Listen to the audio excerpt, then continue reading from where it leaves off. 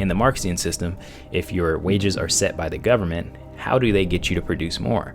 Well, they have to threaten you, they have to coerce you, they have to come to your door with a gun.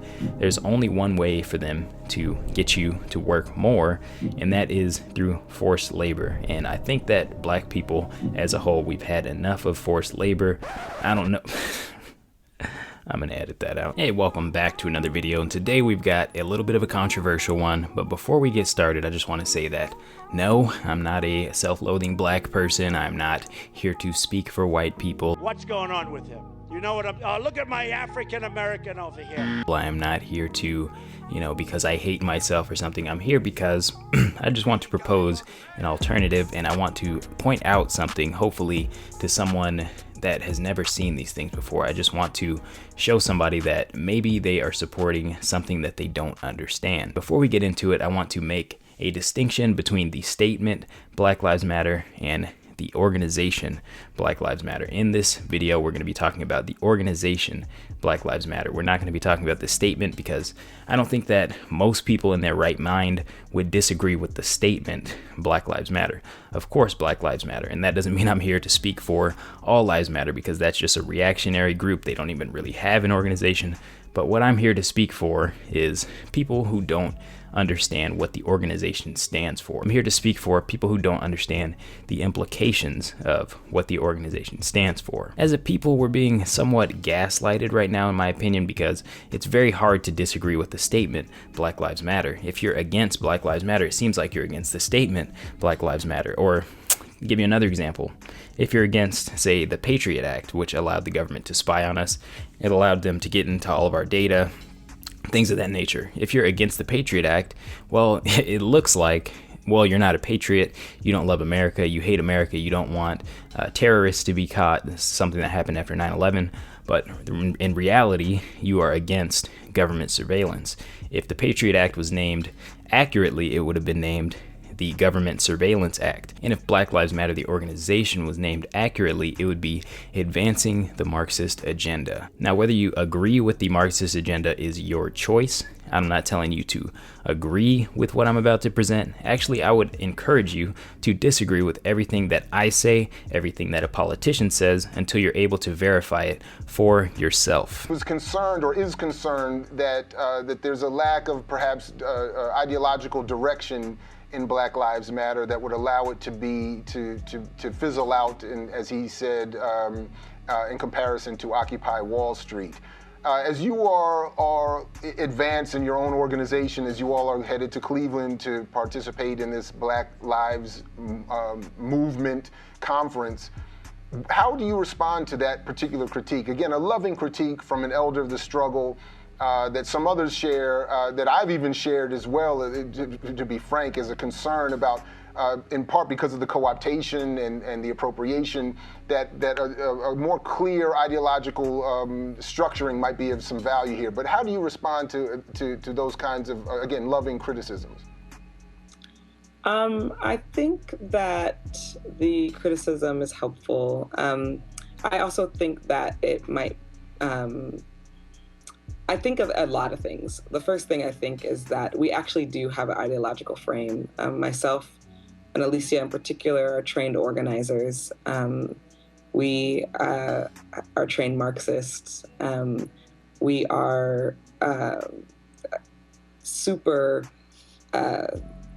versed on sort of ideological theories. One of the biggest issues that I see with the Black Lives Matter movement is that it's very hard as a black person to speak up against the statement Black Lives Matter. And most people, if you were to just go out onto the street and ask them what is Marxism, they wouldn't know what it is. They wouldn't know the implication. Just in case anybody out here does not know what Marxism is or what it represents or what it leads to, I want to offer these recommended readings from this book that I had to step back. Any of you guys who follow the channel know I've been gone for about 2 weeks now because I've been reading through these. Number one is the Communist Manifesto. This is by Karl Marx and Friedrich Engels, and it basically goes through what they believe about political economy and what they believe about the direction of the economy progressing from capitalism into basically a socialist paradise. Next piece of reading that I would recommend people pick up is Capital, and this is a really big, thick 3-volume series. I can almost guarantee you that most people that support the Black Lives Matter movement have not read Capital. And the thing is, that's crazy about that is that is the foundation of the Black Lives Matter movement. That's what the leaders support. They're Marxists. So if you don't understand Marxism, then you don't understand Black Lives Matter. There aren't enough people of color talking about this agenda and how it's not good for black people. And people are afraid to speak out against it because it's hard for people to say, no, black lives don't matter, because that's not what they're saying. What they're saying is Marxism is bad for black people. And my last issue with the organization is that when you take on the banner or the name of an organization, you take on all the sins of all of the other individuals who fly that flag, who fly that banner, who fly that brand, whatever you want to call it. So I just can't do that given what they stand for and what it would bring about in the States. So I've got a lot of issues with Black Lives Matter, the organization, and the first one is right on their website, and it's talking about the dismantling of the Western nuclear family. And the reason why I have an issue with that is because if you look at my own personal success, the reason why I've had so much success so far in life and will continue to have so much success in life is because of the Western nuclear family. So dismantling the Western nuclear family is disastrous for black people. The reason why I say that is because if you look at a study, the average net worth of a single black female is $5. So think about this, and I've lived this stuff. I've seen this stuff in person, so it does mean a lot to me. If you think about the average single black mother, if they've got $5 to their name, their kid comes in, kid's 13, 14, 15 years old, and says, hey, I saw these new sneakers, LeBron James sneakers, Jordans, whatever. I saw them on TV. Can I get these sneakers? And the mom has $5 to her name. She says no, or she goes into debt for it, which is, even worse. What's that kid likely to do? That kid's going to go out there. He's going to try to make some money. How do we typically make money if we're in a bad situation? Well, we're either going to go to a gang, we're going to go sell drugs, we're going to go try to, start ideally a little side business for cash or something. We might try to find a job if we're old enough. So because of that, I think that one of the things that we should be pushing for, besides the nuclear family, is allowing people to work for less at a young age. If we never get caught up in those gangs, we never get caught up in needing a little bit of money, well, then we're not going to be as likely to go have an illegitimate source of income. On the topic of illegitimate sources of income, we should also be focusing on the war on drugs. Why are we not pestering these politicians to end the war on drugs? Why are we focusing solely on the police? The police, statistically, which we'll get into this in a little bit, statistically speaking, the police are not systemically doing what they are purported to do. And I invite you to check out these statistics. Please cross-check these statistics, and if you think I'm wrong, go ahead and disagree with me. I would love to learn what you guys have to say. I'm just presenting what I have seen and what the numbers are telling me. The numbers that I'm seeing, and feel free to disagree with these numbers, you can look them up yourself, is that 14 or 13 unarmed black men were killed in 2019 out of 10 million arrests. Now, is that a lot of arrests? Absolutely, that's a lot of arrests. I'm not sure why that many people are arrested, but that's besides the point. That's a different issue. Essentially, what that means is you've got a 0.0001% chance that you are going to get shot as an unarmed black man by the police. Now, if you presented evidence like that in one of my science classes when I was back taking biology, if you had a 0.0001% chance of doing something and you tried to prove something scientifically or systemically, you would get laughed at. You would not get an A on that project. That is an extremely low number. Now, should it be zero? Of course it should be zero. We shouldn't be, kneeling on the neck of black men. We shouldn't be shooting black men that are unarmed, of course. But is it a systemic problem? If you're telling me basically that 0.0001% of people in general are racists, I'm going to tell you, yeah, sure, that many people are racist. I have no doubt. But is it especially concentrated in the police? Are the police truly an issue Do the police have a part to play in society as far as protecting private property? I would say so. Just to give you guys some contrasting numbers, there were 3,500 deaths last year from distracted driving. If we assume that 13% of those people were black, you had about 33 times more likelihood of dying from distracted driving than from being shot by the police. In other words, if we were trying to save more black lives, we could be focusing on distracted driving, and it would be 33 times more effective than focusing on the police. Another interesting statistic is that on May 1st, when there were a lot of police being pushed out of Chicago, 18 people were killed by the police. That's a tragedy, and most of them were black. So why were those people killed? Those people were killed because the police were removed. People knew that the police wouldn't be around, and those areas just tend to have a higher crime rate.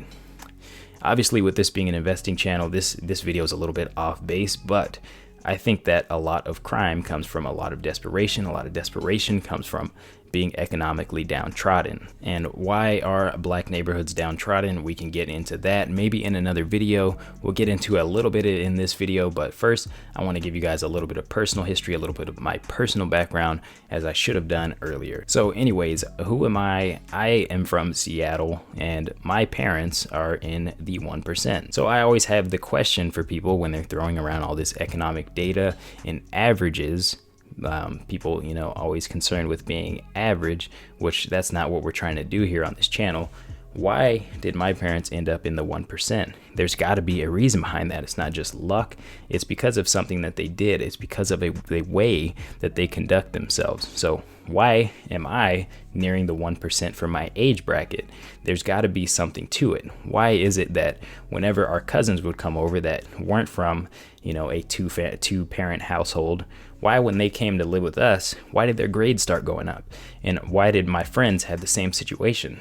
When my friends who didn't come from a two-parent household started living with us, why did their grades start going up? What is that? It probably has to do with my father, has to do with my parents. I attribute everything that I've been able to accomplish in my life to my parents, not because of what they've given me, but because of the way that they raised me. It's very interesting coming from a more wealthy background because a lot of people, they basically will not agree with what you say that they should do to become wealthy. It's almost like if you went and got some shooting lessons from LeBron James and he was like, hey, you need to shoot it like this, you need to follow through, and you were like, no, I don't think I need to follow through, and he's like, you know what, dude, I don't know what to tell you. So what I believe about the reason why I have been able to come up in wealth so quickly, and the reason why I will continue to rocket forward in wealth and continue into the 1% later on in my life, is because what I'm doing is not uncommon among black people. What I'm doing is not uncommon among white people. What I'm doing is uncommon among all people. That's how you end up in the 1%,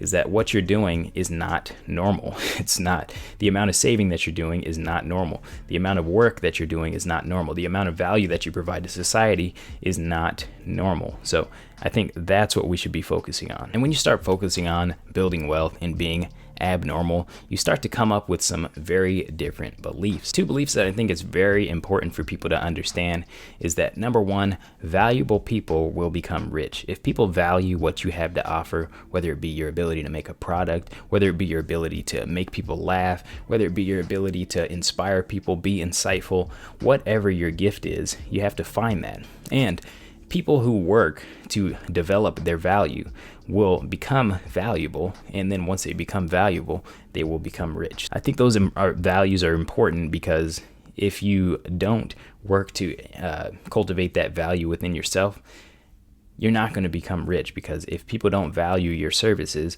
they're not going to pay you anything for it unless they're forced to by the government, which is basically what Marxism is. So let's dive a little bit deeper into what Marxism actually is. And I think that this is going to be a valuable conversation for people, because once you understand what capitalism is, what are the implications of capitalism, and once you understand a little bit about business, you'll understand why it's actually a more moral system than Marxism. You'll understand why countries that operate on a system of capitalism tend to be much richer. If you go look up a list of actual socialist countries, not countries that have a lot of social programs, but they're capitalist countries, but actual socialist countries. If you look at those socialist countries, the net immigration from those socialist countries is towards the US. So across the board, all of those people are migrating towards the US. If you want to learn what the end game of socialism looks like, read about China, read about North Korea, read about all of these socialist countries, and you'll see how poor they are, how oppressive their governments are, and how much under control they are. Capitalism and socialism both purport to be political systems of freedom, but it really just depends on what you want freedom from. In the Marxist socialist system, you're basically giving yourself freedom from want. So freedom from want, that's a much deeper philosophical issue, which freedom from want is kind of, in my opinion, being free from all these desires that swirl in your head all the time. In my opinion, you have to achieve freedom from want through things like meditation. You have to achieve freedom from want through your own acts. But in a capitalist system, you have freedom from the government, freedom from control. So basically how that plays out when it comes to the wealth of nations is, in the capitalist system, it's like hanging a carrot before somebody, which we'll talk a little bit more about this here in a second. We're going to take it over to the whiteboard. And in the Marxian system, it's more like you're sitting there with a whip. So basically, if you want someone to produce more, you need them to work more. You need them to work more efficiently. You need them to work more often. So how do you do that in a capitalist system? You pay them more, or they have higher aspirations in their life. In the Marxian system, if your wages are set by the government, how do they get you to produce more? Well, they have to threaten you, they have to coerce you, they have to come to your door with a gun. There's only one way for them to get you to work more, and that is through forced labor. And I think that black people as a whole, we've had enough of forced labor. I don't know. I'm going to edit that out. If you've got a system where everybody's getting paid the same, how do you force people to actually work more and produce more? Well, you have to force them to. You have to force them through a strong and big government. So that's how the systems differ. And to me, I would rather be incentivized than forced. So just to sum up the theory of the Marxian economics, basically what Marx says is there are these greedy capitalists who make money based off of the work of the workers. Now, that sounds good, right? Just like the statement, Black Lives Matter sounds good. We're going to take these capitalists and we're going to take basically control of these businesses, and we're going to give it back to the people, right? So in other words, most of the benefit from these businesses is going to go to the people. But if you understand businesses, you understand balance sheets, you understand that all of the profits from businesses, or rather all of the revenues, most of it already goes to the people. So I'm going to put a little picture of the income statement for AT&T. Yes, AT&T, the phone service company. And I just want to show you guys that all the money already is going to the workers. People don't understand this. Most of the money is already going to the workers. If you look at these things, you'll see things like cost of revenues. You'll see things like broadcasting, programming, and operations. You see other costs of revenues, depreciation and amortization. So other costs of revenues, all these costs, all that stuff is going to the workers. If you just do a rough estimate of how much of this money is going to the workers, it's about 60% of the money is already going to the workers. If you look down here, you look at right here, it's 1229 right here, net income attributable to common stock. So that's 1.229 billion. In other words, only 2%, rather 3% goes to the stockholders. So of all of the money that goes into AT&T, 3% goes to the stockholders. I don't know about greedy capitalists, but 3% is not that much. 2% goes to the government. So basically what the government is trying to do is they're saying they're fighting with the stockholders of AT&T, and they're saying 3% is going to the stockholders, 2% is going to the government, and this is all money that's left over after the workers have been paid 60% of the revenues, by the way. So if that amount is already going to the government, not to mention the fact that the government is already taking 20, 30% of the wages that's paid to the workers, so they're actually getting a good amount of that 60%. So the government's really getting about 20% of that 60%. So they're already getting a huge piece of the pie. The capitalists, greedy capitalists, are getting 3%. The government's saying, hey, we want some of that 3% too. We don't just want to take our 2%. We want a lot of that 3%. What people don't understand is that when people invest in companies for that 3%, for that margin or the amount that's left over after we pay the workers, When you invest in a business, you're taking on risk. You could lose all of your money. Imagine the government takes away that 3% that's going to the workers. Well, now what reason do they have to invest in that company? There is no reason. So what are rich people going to do? They're either going to move their capital to another place so that they can invest there and they can get that 3% of the revenues from somewhere else, in which case then the capitalist country, which in this case is the US, let's say that there's still other capitalist places to invest, the capitalist country is going to become poor because people aren't getting that 60% of the revenues. They're not getting that money anymore. So how does this tie into the Black Lives Matter movement? If we go to a Marxian system of economics, they're going to take that 3% from the capitalists. The rich people are going to take their money, they're going to move it into other countries, and they're going to employ other nations. That's what's going to happen if there's a Marxian movement in this country. People are going to get poorer. When people get poor, they're going to be more likely to get desperate. When people get desperate, they're going to be more likely to do crime. When people do crime, they're going to be more likely to get shot by the police. So I don't think that this is a good move for black people. Black Lives Matter, the organization, is not good for black people. What we need to be doing is focusing on our health, focusing on telling ourselves that we are excellent, focusing on telling ourselves that we are not victims, that we are going to make it. And hey, instead of saying the white man created this is the white man's issue, they need to fix it. They need to print money, which is also a bad thing for black people and poor people who don't know how to handle their money, because we have not historically had money to handle. We have fewer financial advisors. We have less financial advice. If you were to put money into our hands, on average, we would make worse decisions with it because we have less financial advice. We have less financial education. We have less history handling money. We have two options at this point. We can either, option one, we say, this is white people's issue. They need to fix it for us. They created it. It's their problem.